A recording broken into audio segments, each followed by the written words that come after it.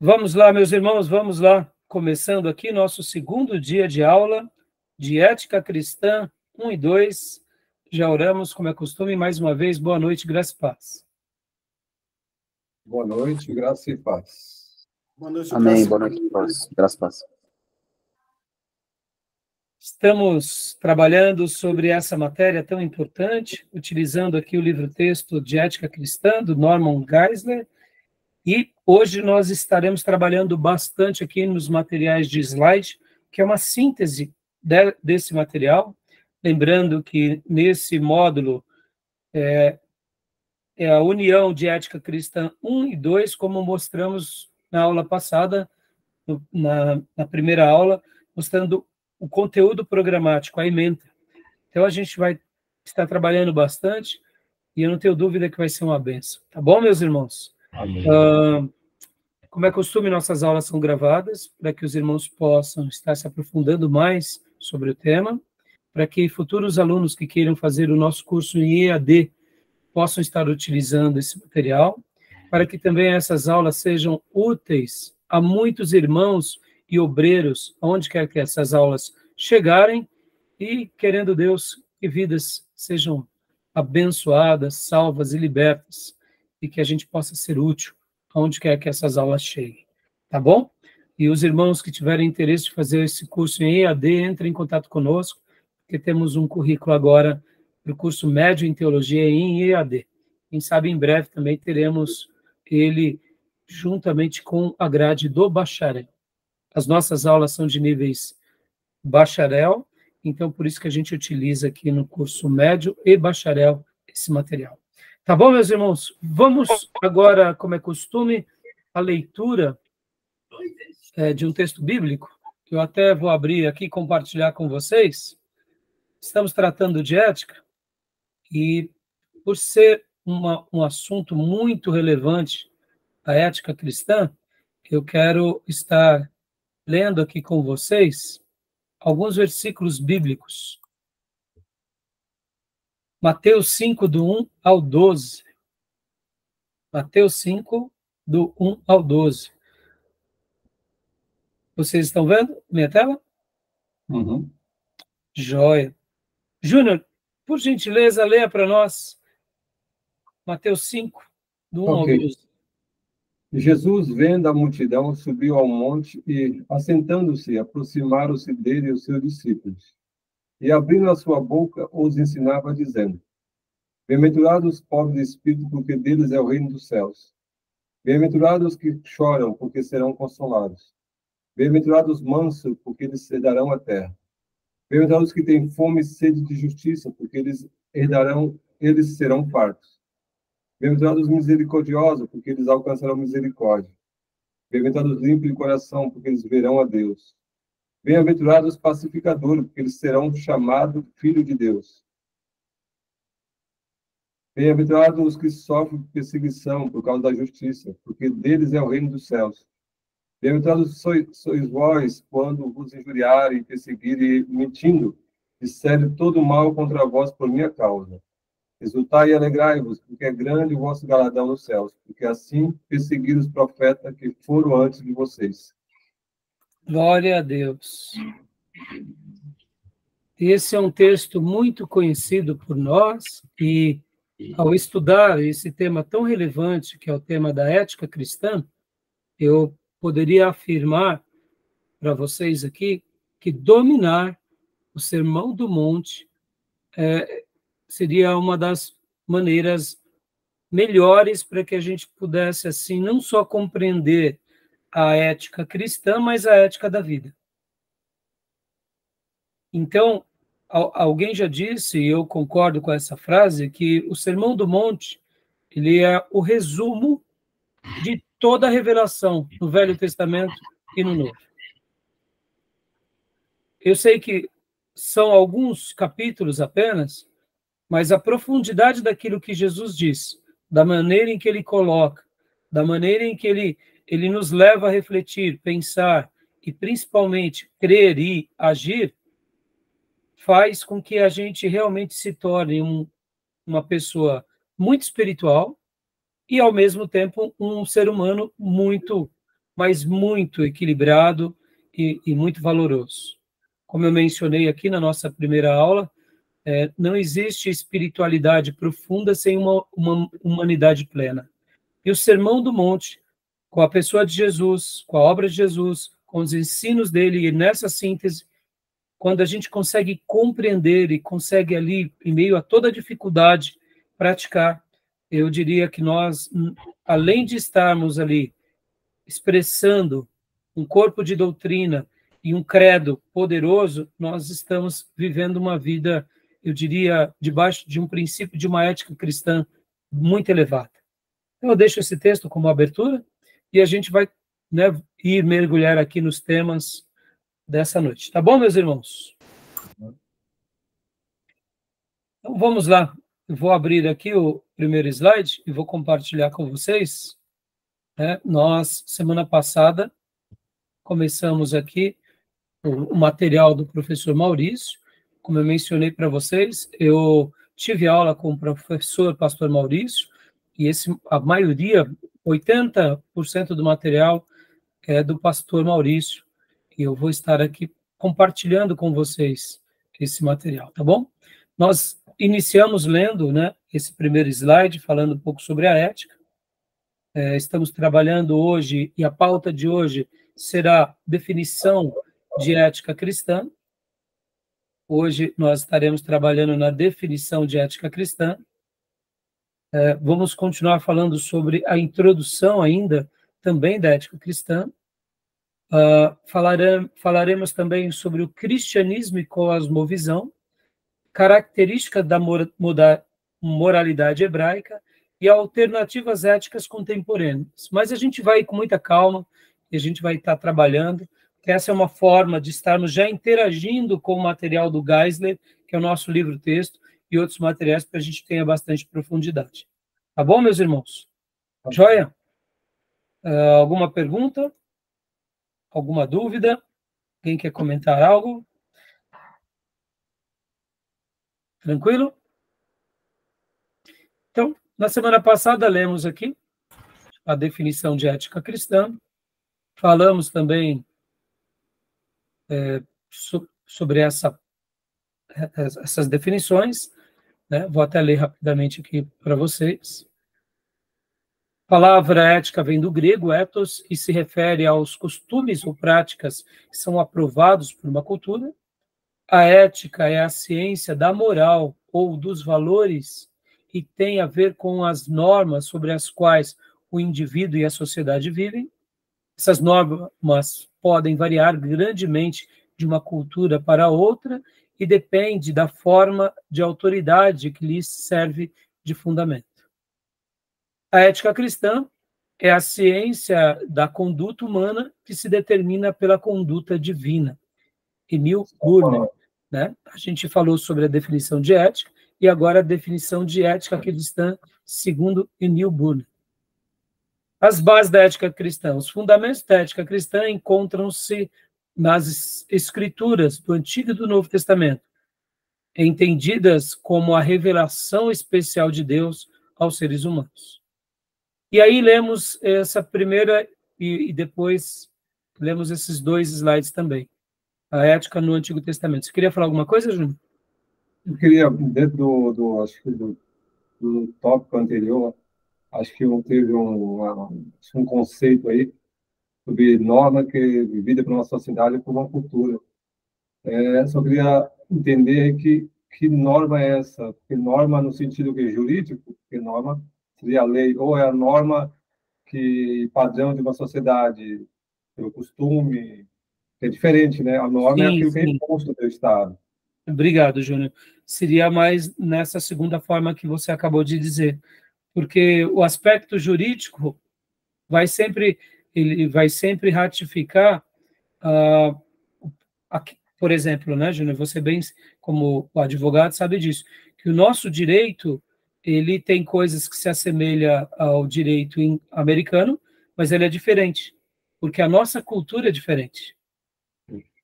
Então, as normas que eu pressuponho, tá, Júnior? Você me fez uma pergunta, mas eu entendo dessa forma.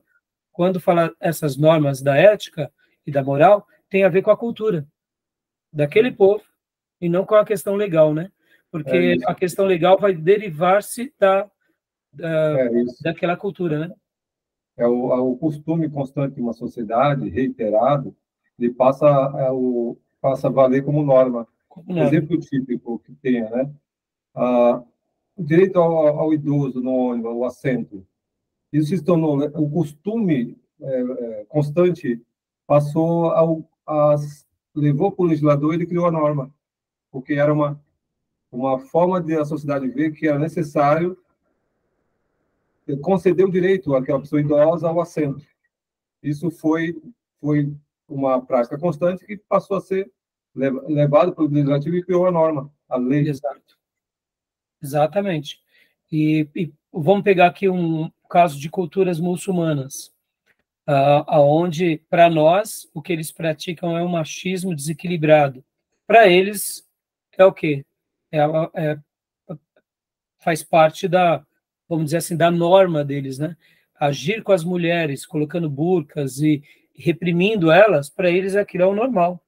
Então, pode ver que a ética deles e a moral deles está diretamente ligada a essa questão dos costumes dele, né? Por isso que para nós, de fato, é claro que nós temos como algo errado mesmo, né? Nós vemos que é um lado muito opressor, mas para eles é algo comum, né?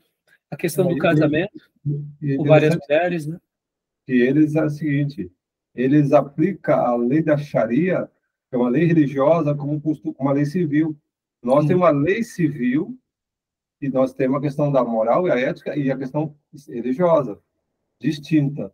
Eles não, ele é um código moral, de norma civil e norma religiosa, tudo junto. Eu até separei aqui um artigo, né, um texto, né, que inclusive de Francis Schaeffer, que ele escreve sobre a morte da razão. Se der tempo, eu vou estar comentando aqui na aula de hoje. Tá. Mas, por exemplo, Júnior, olha que interessante, foi bom o seu apontamento, porque, de uma outra forma, toda a ética e moral acaba se derivando da sua religião predominante. Mesmo que hoje a gente tenha essa separação, e ela é de fato assim, mais recentemente, por isso que nesse livro de Francis Schaeffer ele fala a morte da razão, que na antiguidade a religião ela determinava tudo. O comportamento do rei, o desdobramento das leis com relação às pessoas, como eles iriam agir com a religião, e aí, então a religião, ela dava toda a tendência. Depois da Reforma Protestante, depois de tantas reformas humanas e humanistas e correntes filosóficas, houve essa separação, né? Iluminismo. Isso, do iluminismo, houve essa separação entre o Estado e a religião. A gente sabe que nos últimos momentos, assim, acaba não separando, sempre está ligado, diretamente. Mesmo que a gente tente fracionar, não tem como você separar. Não tem como viver uma vida bipartida. Mesmo que a gente tente fazer isso e faça isso, porque o que é o Estado é o Estado e o que é a fé, mas elas acabam, por ser um tecido social, e então acaba sempre se envolvendo.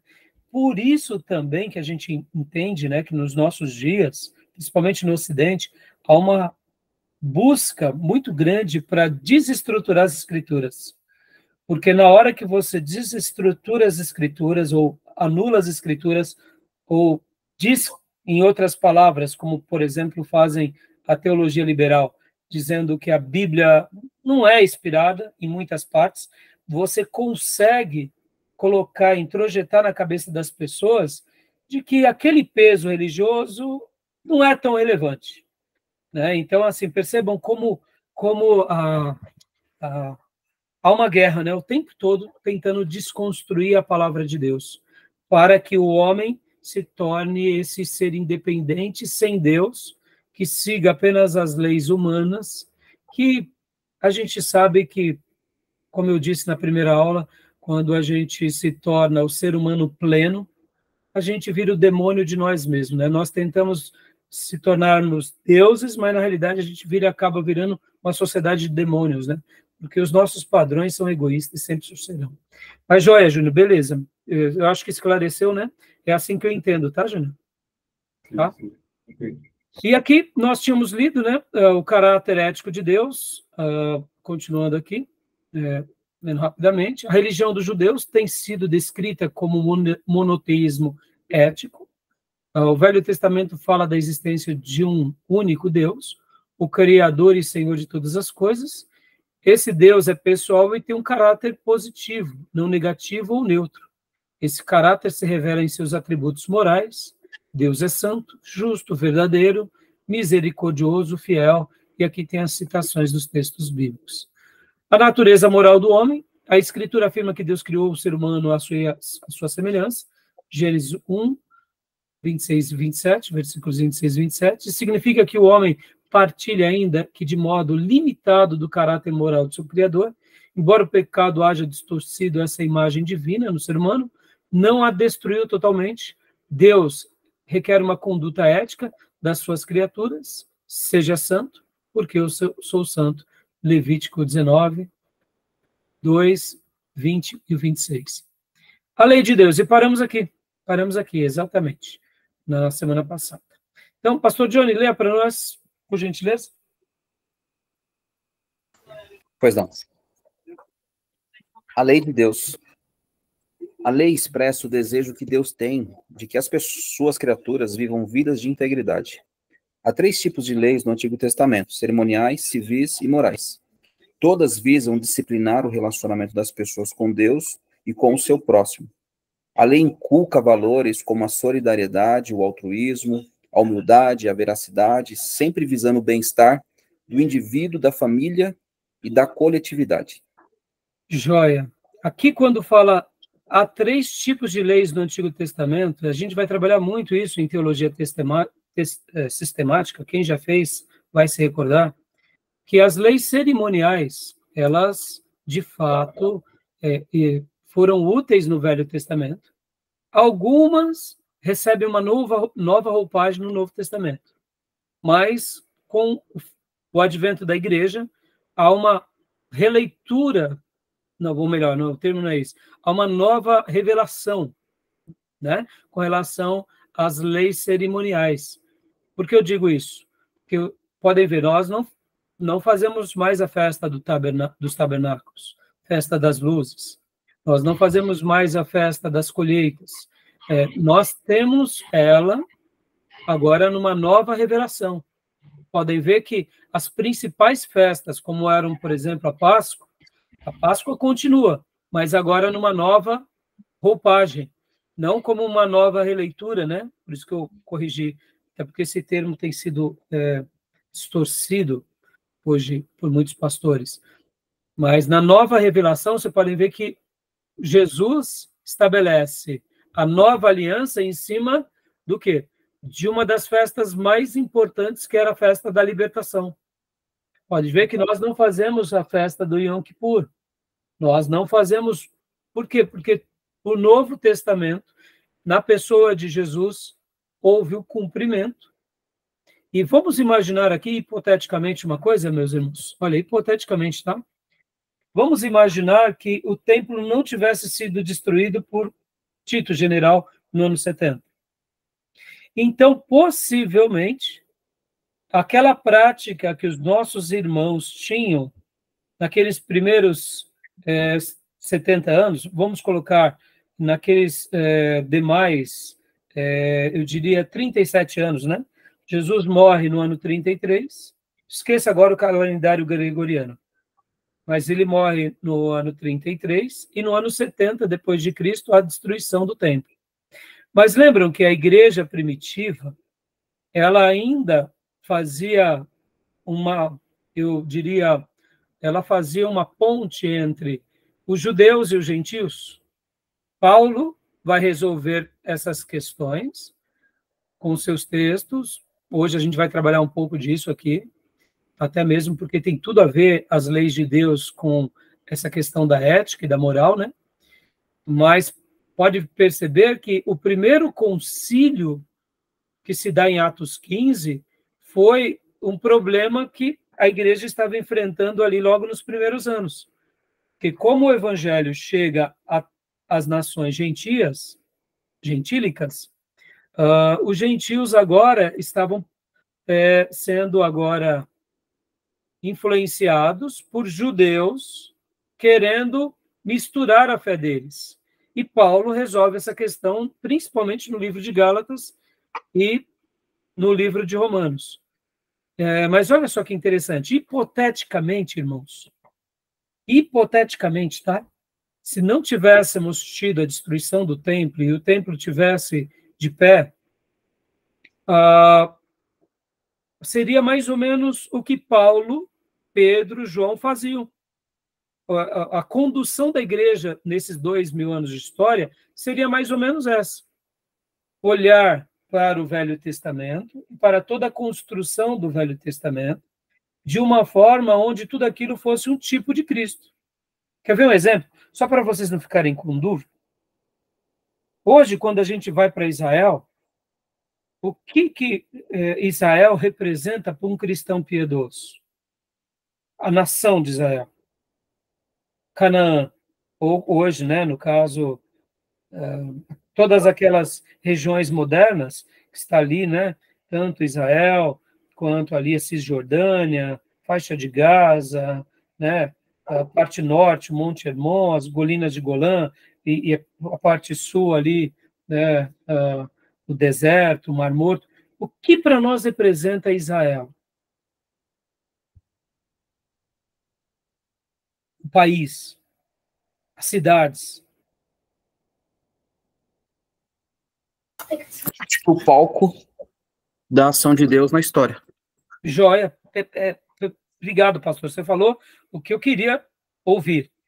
O templo é o grande palco da revelação do Deus eterno naquela história. Pode ver que hoje nós não temos o templo. Mas nos dias bíblicos, até o ano 70, logo depois do primeiro concílio, ficou bem resolvido. Quem nasce judeu, ele acabava tendo o templo como parte do quê? Da sua vida.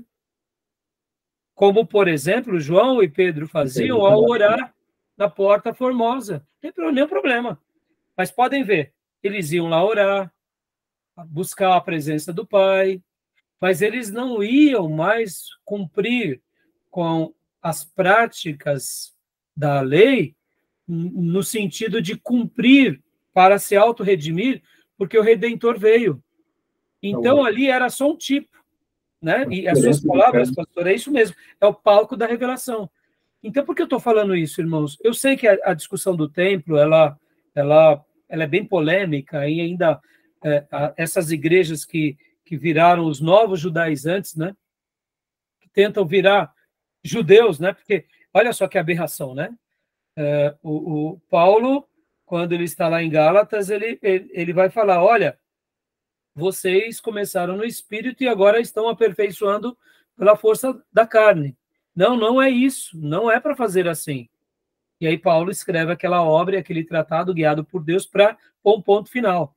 Unindo ao concílio que houve em Atos 15, fica muito claro, quem é judeu, quem não é judeu, agora todo Israel, seja geografia, seja acontecimento, seja arqueologia, ou principalmente os símbolos sagrados, são representativos.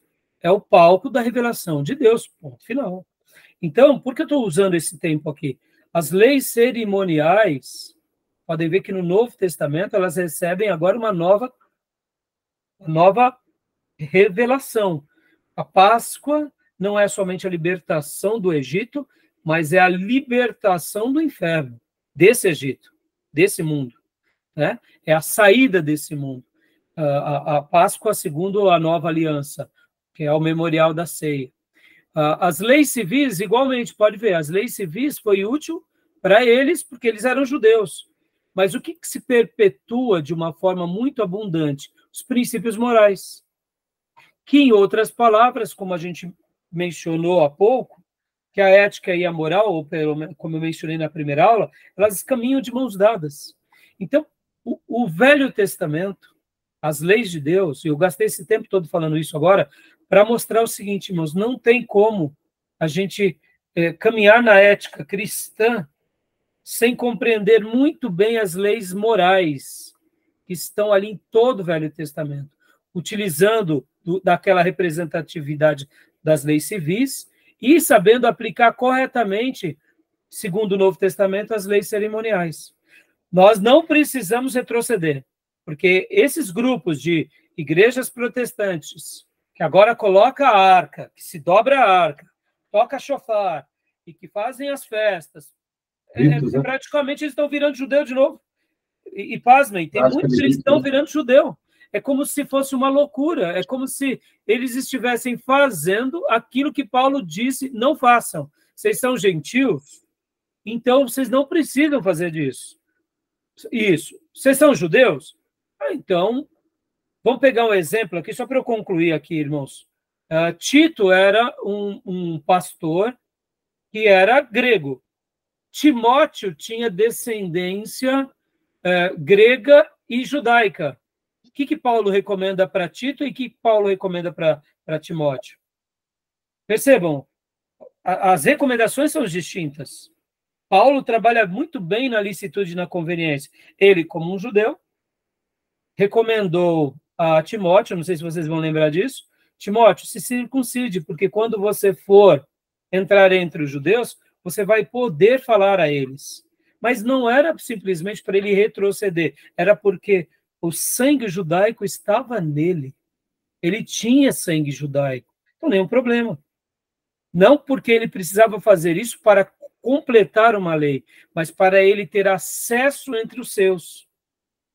Já para Tito, não. Ou seja, em nós, que somos gentios, se tornar judeus é uma aberração, é ir na contramão. Agora, usar a revelação do Velho Testamento, das leis, da história, de tudo que a gente aprendeu, das leis cerimoniais, civis e morais do Velho Testamento, e entendê-la, e caminhar, e usufruí-la, fazendo a ponte correta para o Novo Testamento, nenhum problema. Maravilha, pelo contrário.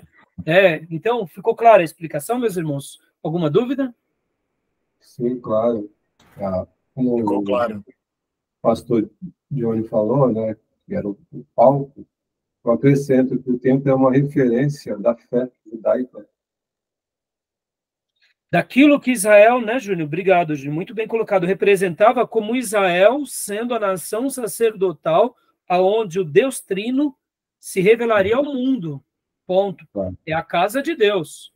Jerusalém, Deus escolheu habitar e no templo ele escolheu morar. E veio Jesus personificando que é esse templo vivo, retomando até a ideia do tabernáculo, que caminhava, que estava em todos os lugares. E ele é o grande templo de Deus, tanto é que ele mesmo faz essa autodeclaração: eu destruirei esse templo, em 3 dias o reconstruirei.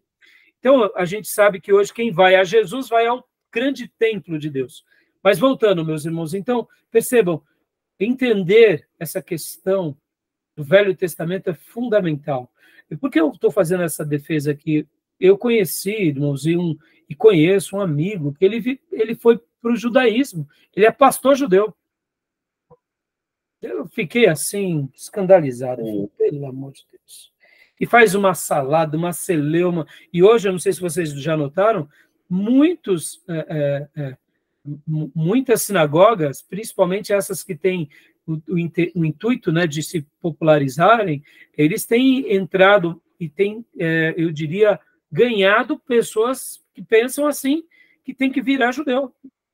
E tem um monte de gente, porque, afinal de contas, é um povo de uma status quo bem diferenciada, né, irmãos? A gente sabe disso. Então, hoje, todo mundo quer virar judeu, não é porque as escrituras pedem, mas é porque você vai estar convivendo com aquilo que chamamos de alta sociedade, né?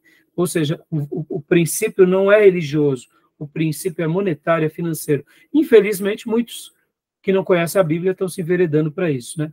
Continuando, então. Tudo bem, meus irmãos? Querem fazer mais alguma pergunta? Alguma dúvida? Então, os 10 mandamentos. Os 10 mandamentos. Pode ler para nós, então, Dil, por gentileza. Sim, agora.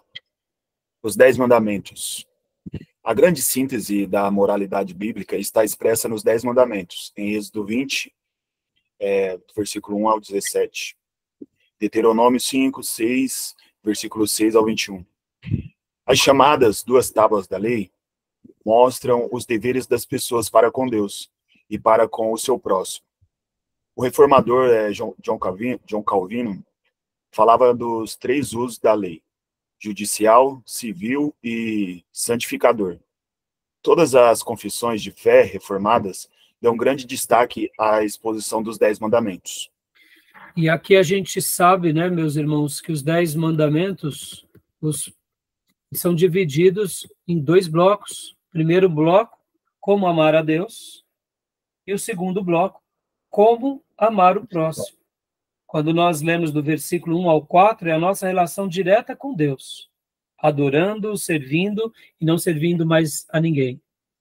E quando nós lemos do 5º mandamento em diante, a gente vê que é a relação com o próximo, né? Como viver com esse próximo. Em outras palavras, por isso que o próprio Jesus nos ensina dizendo que os 2 grandes mandamentos resumem toda a lei: amar a Deus e ao próximo. Pode falar, Júnior? Ele condensou, né, os 10 mandamentos nesses versículos. Esses 2. Mas a gente sabe também que lá no Velho Testamento ele já dava a síntese, né? Amarás o Senhor teu Deus acima de tudo, mostrando, né, essa ideia, né? Que tudo se resume no amor, né? E, se hoje der tempo, eu vou estar trabalhando um pouco mais com vocês e fazendo aqui até uma aplicação bem interessante, irmãos, sobre essa questão, por exemplo, quando lá em Gálatas, Paulo fala que Abraão, ele foi separado e o que fez ele se tornar o que ele se tornou foi porque ele creu em Deus e ele recebeu de Deus o que é a promessa. E logo na sequência, em Gálatas também, Paulo fala que a lei veio somente 430 anos depois. Logo, a promessa é superior à lei. E eu quero fazer aqui se der tempo, uma aplicação bem interessante com vocês sobre isso, para que a gente entenda bem, porque para a gente compreender perfeitamente a ética e a moral, nós precisamos dissecar os mandamentos. Mas, sobretudo, para a gente entender a ética cristã, a gente precisa compreender muito mais o que? A promessa. A promessa. Na mesma medida que Abraão entendia. Porque senão a gente pode ir por um caminho muito legalista, né? Eu sei que a ética cristã, ao mesmo tempo que é uma matéria muito interessante, que a gente vai entrar em alguns meandros bem, eu diria, bem difíceis, né? Por exemplo, a gente vai entrar em algo bem polêmico, mas a gente tem que tomar um certo cuidado para que a gente não vá para o lado muito legalista. E por que eu estou falando isso, irmãos? Porque algumas culturas protestantes, elas têm um padrão ético-moral bem elevado, mas eu noto que eles estão mais preocupados, eu diria, com o legalismo. Eles são mais preocupados com a prática da ética e da moral na perspectiva do que o outro vê, e não na perspectiva da promessa, como era Abraão. O que eu creio no meu coração é irrelevante, desde que o outro veja o que eu faço. Se eu estou tendo uma atitude performática aparente, eu sou tido como um bom cristão. E aí eu digo para vocês que aqui é um engodo. Não porque eu não devo me preocupar pelo outro, não é isso. Eu devo sim me preocupar, mas a questão, como ensina o Sermão do Monte, tem que ser interior. Quando o meu interior é transformado, quando eu vivo essa fé como Abraão, vivendo na promessa, na sua essência, o meu comportamento não será performático, será o testemunho de alguém que vive, ou seja, é o ser, não é o parecer. E em muitas culturas, principalmente protestantes, a gente vê que eles pendem muito para isso, para o lado performático, para o lado mais aparente, para o inglês ver. Isso eu acho que eles perdem muito. Mesmo estando socialmente num nível muito mais elevado do que nós brasileiros, né? Então fica aqui essa ressalva, tá bom? Para a gente não se tornar muito legalista. Só um pouco de legalismo já tá bom, né, meus irmãos? Brincadeiras à parte, tá bom? Pastor Johnny, leia para nós a contribuição dos profetas. Por favor, pode citar só o primeiro texto, tá? São muitos textos. Ok. Alguns dos preceitos éticos mais nobres do Antigo Testamento são encontrados nos livros dos profetas, especialmente Isaías, Oséias, Amós e Miqueias. Sua ênfase está não só na ética individual, mas social. Desculpa. Eles mostram a incoerência de cultuar a Deus e oferecer-lhe sacrifícios sem, todavia, ter um relacionamento de integridade com o semelhante. E aí ver Isaías 1, do verso 10 ao 17, e os demais textos. Olha só, o que eu acabei de dizer. Podem ver que o próprio povo de Deus estava praticando algo aparente, mas dentro da corte podia fazer tudo errado. Ou seja, Deus levanta a escola dos profetas para redefinir isso. E olha que interessante, meus irmãos, sobre essa questão, né? Percebam como Davi é um homem segundo o coração de Deus. Ele mesmo sendo rei, e ele estando sobre ele tanto a incumbência das leis civis, porque, querendo ou não, era por meio dessa revelação das leis de Deus que também ele conduziu o seu povo com relação à aplicação das leis de Deus, ele procurava viver esse princípio de todo o coração. Na ocasião que ele parou de agir de todo o coração, ele virou um demônio dele próprio. É o caso do grande pecado dele com Betseba. Pode ver que ali é um abismo chamando outro abismo. Davi pecou, ao invés de ser reparado no seu pecado, ele tentou esconder, não conseguiu esconder, matou, assassinou, não com as suas próprias mãos, mas pelo seu domínio, pelo seu poder, o seu próprio valente. Depois, como se tudo tivesse resolvido, trouxe a mulher para viver dentro da sua casa. Ou seja, Davi, no momento que ele deixou de conservar isso que os profetas faziam, ele virou um homem carnal, ele se desviou, e graças a Deus pelo profeta Natan que o trouxe de volta. E assim a gente tem o Salmo 51. Mas o que eu quero dizer com isso? Percebam que os profetas, eles são levantados para quebrar essa roupagem exterior. E assim, podem ver que também foi muito parecido o que acontecia nos dias de Jesus. Com os líderes religiosos, podem ver que eles nada mais eram do que legalistas. Pode ver que a tradição do rabinato começou a preservar mais preceitos, e como Jesus diz, tradição de homens, o que é aparente, o copo limpo, as mãos limpas, e por isso que há a denúncia de Jesus, de João Batista, antes de Jesus, e depois dos apóstolos. E graças a Deus que Jesus, juntamente com a igreja primitiva, mostrou que aquela fé que tinha começado muito bem lá na Babilônia, junto com Esdras, a escola do rabinato, dos escribas, mas ao longo dos séculos eles se perderam. Nós que fizemos aqui a introdução ao Antigo Testamento, vocês vão lembrar da influência da helenização dos levitas e ao mesmo tempo do distanciamento. Ou seja, o mundo virando parte agora da cultura dos sacerdotes, os sacerdotes mais mundanos do que piedosos, e a gente vai se lembrar do que acontece com Etíoco Epifânio,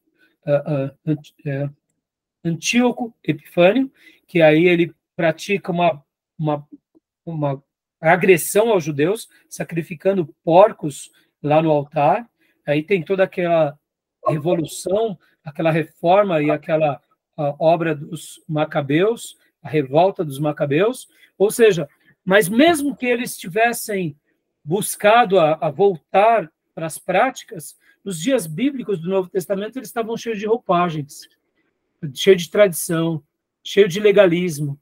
Então, percebam, irmãos, a história se repete. A gente pode estar dentro da igreja, vivendo tudo isso de novo. E aí onde entra aqui uma crítica que eu faço às nossas estruturas religiosas, denominacionais. A gente tem que tomar muito cuidado, porque senão a gente acaba também indo para o mesmo padrão do que eu falei há pouco, sobre os nossos irmãos europeus e americanos. Eu sei que, como brasileiros, irmão, a gente está numa situação muito pior, porque, perceba, a igreja brasileira, até nessa questão da ética e da moral, eles não ligam mesmo, não estão preocupados. Pode ver, hoje o pastor sendo rico, não importa o que ele faça, é uma coisa diabólica. Então, os nossos irmãos americanos e ingleses, eles estão bem mais na frente da gente, do que se diz respeito à humanidade. Mas lembrem disso, né, que o Velho Testamento vai tentar trazer essa essência. E os profetas, a escola dos profetas, vão tentar trabalhar dentro disso. E podem ver que o próprio profeta Elias e Eliseu, lembram de Naamã? Quando ele diz, olha, eu vou voltar para minha casa, já que você não quis, Eliseu, os donativos, me permite levar aqui uma porção de terra, porque eu quero adorar a Deus lá.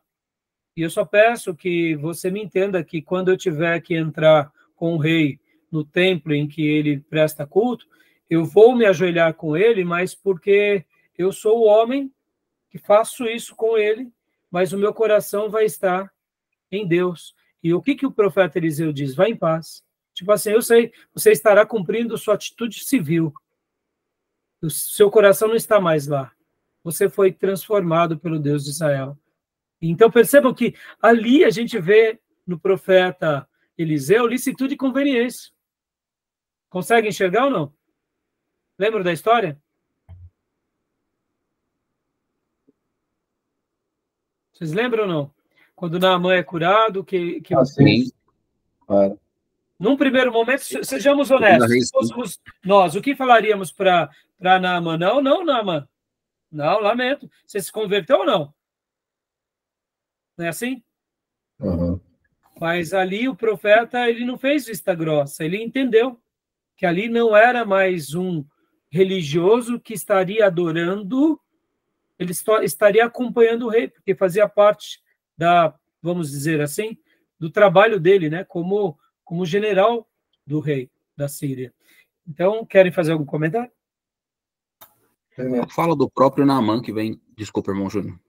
Não pode falar.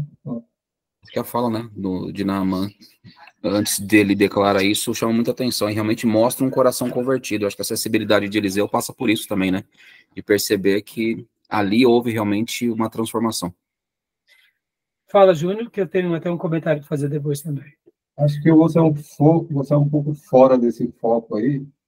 Eu estava pensando sobre a questão da ética, como um código moral que Deus dotou todo ser humano. Todo ser humano. Porque o primeiro casal, porque a lei de Deus vem depois da lei formal. Formal, os mandamentos. Vamos lei formal, uma coisa. Lei que Deus, o código moral que é colocado em todos nós, isso vem de lá de trás, né? Vem do Éden, né? E Deus, quando fala com ele, Deus também não formaliza, não põe a plaquinha no jardim, olha, aquela planta não vai lá. Não é um código, nós temos um código civil hoje, penal. Deus não pôs uma placa, Deus falou para eles. É uma ordem de Deus. Sim, sim. E pode ver, Júnior, que mesmo com toda a revelação de Deus, né, é por isso que a gente viu há pouco, né, essa questão da imagem da semelhança de Deus em nós, porque o pecado nos afetou, nos desfigurou, mas ainda temos, né, as leis de Deus na nossa consciência, na nossa alma, né, porque veio, né, de Deus, exatamente. Né? Porque a gente nasce educado, né, com nossos pais, a gente cresce, a gente tem a noção, consciência de que a gente não pode tirar a vida alheia, matar alguém. Isso é uma coisa... É interessante. Agora, olha só que interessante, voltando aqui para Eliseu. Se Eliseu chegasse para os líderes religiosos e perguntasse assim, vamos fazer uma assembleia aqui do templo? Será que eu devo permitir com que Naamã acompanhe o rei? O que vocês acham que o rabinato diria? Óbvio que eles iriam condenar. Percebam, é isso que a gente está, por isso que eu estou trabalhando nesse princípio, irmãos, dizendo o seguinte, percebam que toda pessoa que é cheia do Espírito Santo, ela vai caminhar, eu diria, ela vai errar muito menos dentro das leis da licitude e da conveniência, porque esse lado mais espirituoso da lei moral que Deus já deixou dentro de nós, quando nós realmente somos convertidos, o Espírito Santo vai nos conduzir para algo mais sempre voltado ao amor a Deus, ao amor ao próximo, como a nós mesmos, e dessa forma a gente vai errar menos. Por isso que eu fiz a citação aqui, e por que eu estou falando da escola dos profetas e de Elias e Eliseu? Porque nesses dias Deus levanta a escola dos profetas quase como um segundo templo, sem ser templo. Porque a tribo do sul, com o templo, tinha se desviado também. Então, Deus levanta a escola dos profetas quase como um segundo templo para a tribo do norte, principalmente, porque eles tinham se desviado muito mais, mas podem ver o quanto a tribo do sul e os sacerdotes foram beneficiados, porque é aquilo, nós vamos olhando muito as coisas aparentes. Ter ética cristã é muito mais do que as coisas aparentes. Então, estou gastando esse tempo para cravar algumas estacas aqui, tá, meus irmãos? Beleza? Vamos lá, vamos ler mais um pouco. Aqui a gente já está quase acabando esse slide. Ética no Novo Testamento. Leia para nós, pastor Johnny, por gentileza. Pois não. A ética no Novo Testamento não contrasta com a do Antigo, mas nele se fundamenta. Jesus e os apóstolos desenvolvem e aprofundam princípios e temas que já estavam presentes nas escrituras hebraicas, dando também algumas ênfases novas. Joia, tudo que eu venho comentando até agora, ou seja, ela não entra na contramão, mas ela se aperfeiçoa, ela potencializa, e o Velho Testamento, naquelas questões civis e muitas vezes até mesmo com relação às festas religiosas, elas recebem uma nova roupagem, simplesmente com uma nova compreensão, mas não é antagônico, é complemento e se potencializam entre si. E aí vem a ética em Jesus. Pode ler, pastor Johnny, por favor? A ética de Jesus está contida nos seus ensinos e é ilustrada pela sua vida. O tema central da mensagem de Jesus é o conceito do reino de Deus. Esse reino expressa uma nova realidade, em que a vontade de Deus é reconhecida e aceita em todas as áreas. Jesus não apenas ensinou os valores do reino, mas os exemplificou com a vida e o seu exemplo. E isso daqui, né, meus irmãos, é a grande mensagem pela qual a gente já sabe. Jesus é o nosso grande modelo, é a estatura do varão perfeito. E podem ver, meus irmãos, até mesmo no processo da revelação sagrada, Deus é tão sábio que a maneira em que nós temos os 4 evangelhos, que são a biografia de Jesus, é de uma maneira tão limpa, tão maravilhosa, que preenche muito bem uma resposta a todo ser humano, sendo ele judeu ou gentil de qualquer nação ou de qualquer cultura. E até mesmo a maneira em que os apóstolos agora são guiados pelo Espírito Santo para falar de Jesus ao seu povo, para pôr esse povo de volta ao caminho correto, tirando as tradições humanas, e agora falar aos gentios, é uma maneira tão perfeita. Então, quando a gente tem, né, essa revelação no Velho Testamento e no Novo, partindo principalmente da pessoa e da obra de Jesus, é maravilhosa. Né? E como a gente sabe, a ética ela é muito mais do que um conceito abstrato, uma ideia. A moral é muito mais do que isso.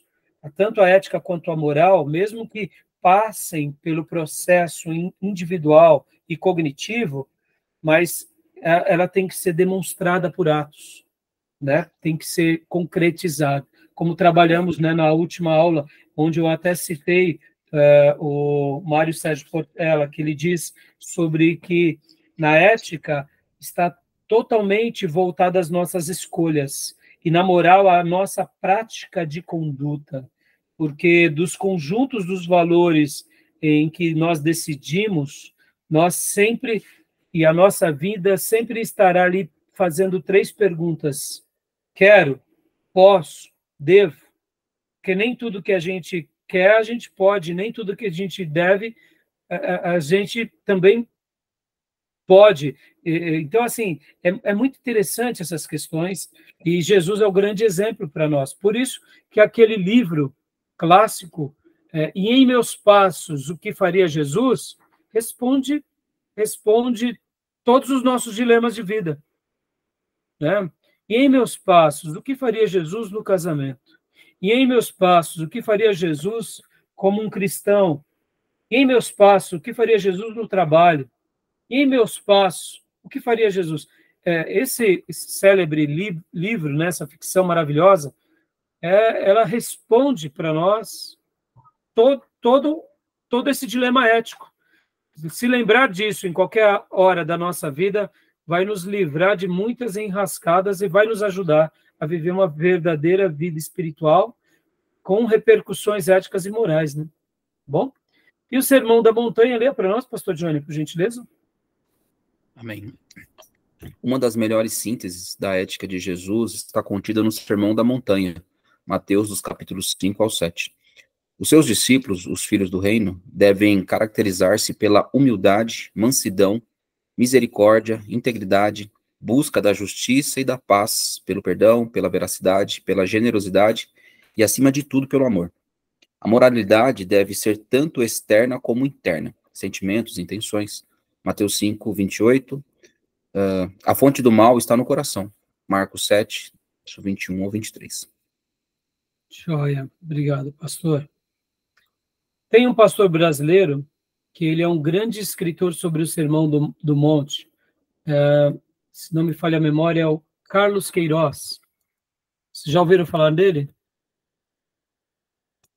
Já. Inclusive, eu não me recordo qual módulo, o senhor chegou a fazer comentários a respeito e a gente chegou a assistir alguns vídeos dele. Isso. Inclusive, pastor, isso é verdade, hein? Eu passei alguns vídeos dele, não foi? Sobre o Sermão do Monte. Tá, eu vou até dar como material extra para vocês. Me lembrem, por gentileza. O Carlos Queiroz, irmãos, ele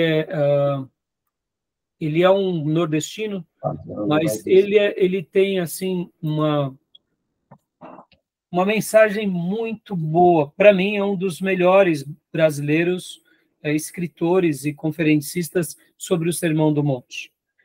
Outro grande escritor e pregador é o próprio Martyn Lloyd-Jones, também. E os puritanos vão ter obras lindas sobre isso. Mas fica aqui a recomendação, porque ele vai trabalhar bastante, e eu gosto muito das abordagens do Carlos Queiroz, porque, irmãos, ele aplica no nosso contexto brasileiro, na nossa vida, principalmente para o nordestino, que tem muito aquilo de ser cabra macho. Então, ele desossa bem os cabra macho. Então, fica aqui a recomendação, tá bom? E para a gente concluir, vamos lá, deixa eu ver. A vontade de Deus. Leia para nós, Júnior, por gentileza. A vontade de Deus. Jesus acentua que a vontade ou o propósito de Deus é o valor supremo. Vemos isso, por exemplo, em Mateus 19, de 3 a 6. O maior pecado do ser humano é o amor próprio, o egocentrismo. Daí a ênfase nos dois grandes mandamentos que sintetizam toda a lei. Outro princípio importante é a famosa regra de ouro, Mateus 7, 12. Mateus 7, 12 diz assim: assim, em tudo façam aos outros o que vocês querem. Deixa eu ler de novo. Assim, em tudo façam aos outros o que vocês querem que eles lhe façam, pois esta é a lei e os profetas. Né? Faça aquilo que você realmente deseja. Falando um pouco sobre isso, né, irmãos? A gente já tocou nesse assunto, mas podem ver, né, irmãos? O altruísmo é a grande resposta para a nossa vida. E o egoísmo é a grande ruína da nossa vida. E, sabiamente, quando foi feito a tese dos 7 pecados capitais, se não me falha a memória, o Papa Gregório, tudo começa com egoísmo. Tudo começa com esse primeiro pecado. E por causa desse primeiro pecado, derivam-se os outros 7. Alguém já disse que hoje, na nossa sociedade moderna, daríamos para colocar alguns outros pecados capitais, como, por exemplo, a corrupção, virou parte, né, do gênero, principalmente humano, contemporâneo, e as drogas, né, como uma outra coisa também aliada a esse lado da luxúria, mas mais voltada para essa dependência química, né, e todo tipo de droga, seja ela química ou, quem sabe, até mesmo tecnológica e vícios, e aí vai, né? Então, é bem interessante, né? Então, a gente sabe disso e a resposta para nós está dentro disso, né? E a ética em Paulo, pode ler para nós, Júnior, por gentileza?